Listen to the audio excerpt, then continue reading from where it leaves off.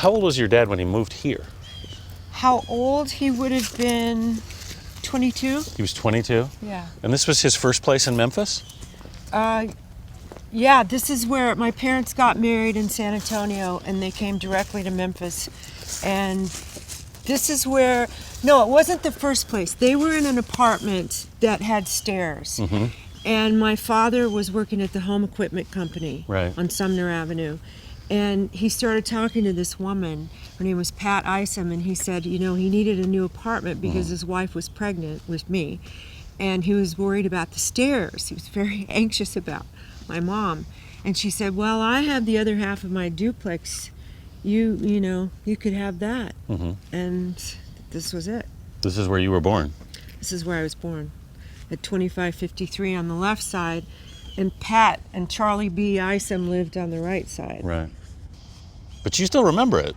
I have memories. Maybe, I mean, I can't imagine I had a memory from 1 year, but we probably came back to visit Pat because they became very close. My mother and Pat were very close.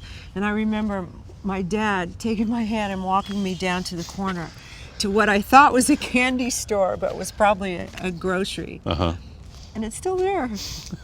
And when I was that age, I thought, oh, it's miles from the house. You know, it's on the corner. Getting this house was a big deal for your father, wasn't it? Oh, it saved their lives.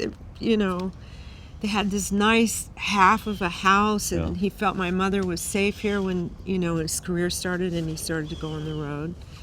And my mother always said they didn't have children. Pat and Charlie B. didn't have children. And she said my birth awakened the instinct in Charlie B. And they ended up having a baby. That's really funny. Oh, and the greatest part is that Pat ended up loving me, and she had Charlie B. cut a doorway open between the two duplexes so that I could crawl through. You crawled through? Yeah, I could crawl through and visit. That's really funny.